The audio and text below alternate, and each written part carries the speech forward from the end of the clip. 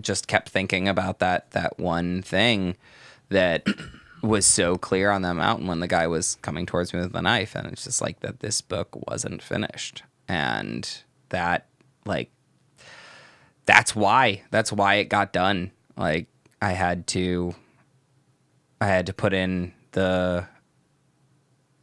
away the idea that it was going to be this big publisher hit, that it was going to be a documentary, that was going to be all of these things, and then just remember that this is a uniquely important story that I went and spent a year of my life researching for a reason, that there is important things to stay here, and that it really didn't matter if I put it out independently or not, that I wasn't going to the grave without writing this full book.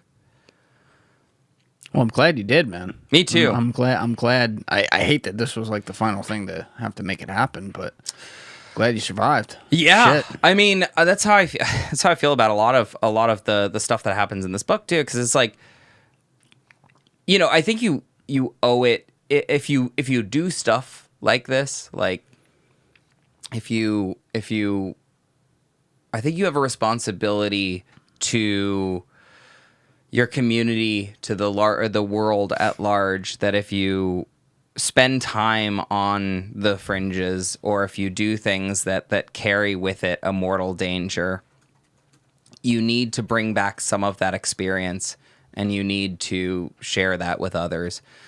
Because if you don't, you're just an adrenaline junkie. If you don't, you're just a war tourist. And you're not, again, you're not war tourist. Wow. Yeah, there's a war tourist in this book. Met her in Iraqi Kurdistan. She got a job. She got a job as a third grade teacher just to be near the war. Just dude. No plan to communicate anything about it, just to be there. She was. I'll never understand what her deal was. I call her Claire in the book. But. Okay, what's her real name? I don't You can keep it between you and me. Just you and me.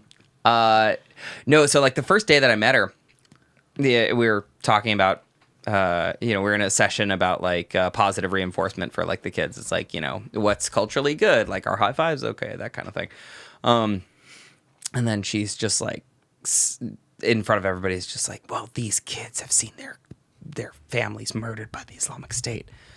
And our principal is like, no, these kids probably haven't. It's a lot of international kids. And she was disappointed.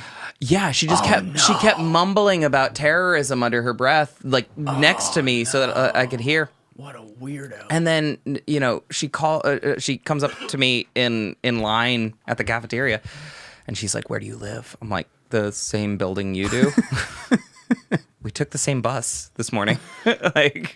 And she goes, "Well, okay, you're on the 6th floor though. That's a problem. I'm having a meeting with some special forces guys so that we can exfiltrate if shit hits the fan." Oh my and I'm God. like, "Lady, I haven't been here. I got here like 12 hours ago, and I am not even unpacked, and you're like, we're going to exfiltrate you." What? You should have called her Karen, so it could be War Karen. Dude, Christ. at one point, this is no shit. There's fighting about to start in Kirkuk, right?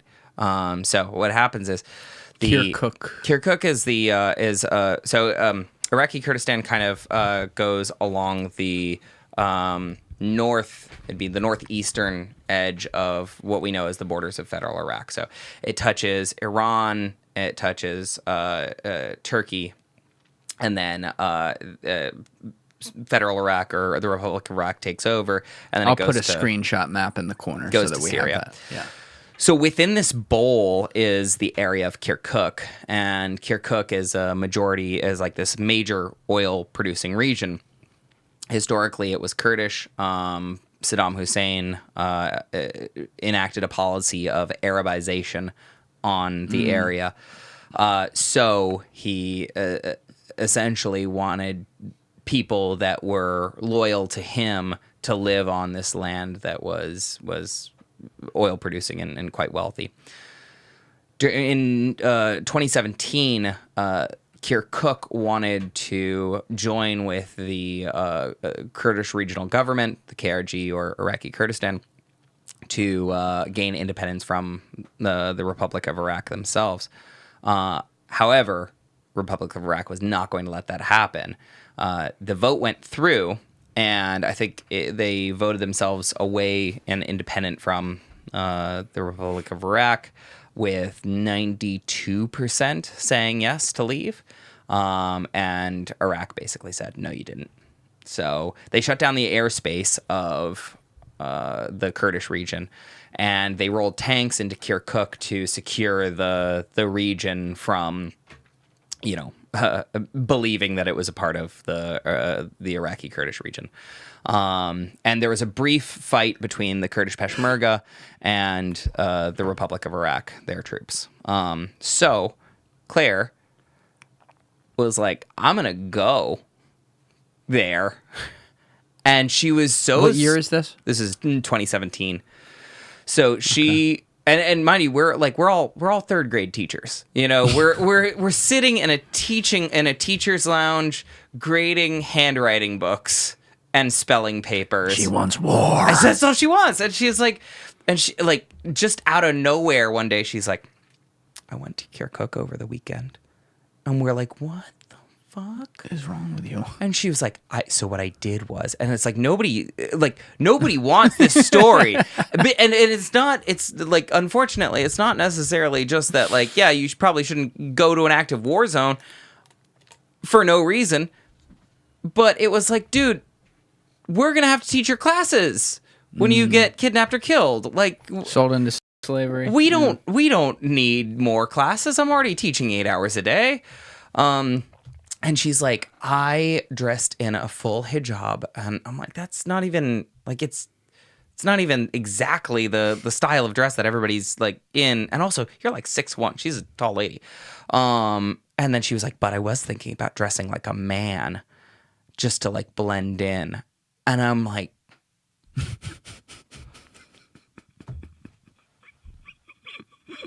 what? And I was like, oh my God. I want, God bless her. So yeah. Like, is she dead or alive? I think she's back in the United States. Well, that's good for all parties. I hope so. That's good for all parties. She and I definitely butted heads quite a few times. Because it's like, yeah, but back to the point that I was trying to make, it's like, if you spend time in these places, like you owe it to people to bring back some of that experience and to, in whatever way suits you, so that you're not just an adrenaline junkie, so that you're not just a war tourist, like, because that's just, like, that's the height of privilege. Like, you're so privileged and you're so bored that, like, you're gonna go to a war zone to get your kicks. Like, that's so selfish, because you're not only putting yourself in danger, but you're putting other people in danger, right? Thank you for watching the video, guys. Please hit that subscribe button and check out this clip's full podcast episode by clicking here or in the description below.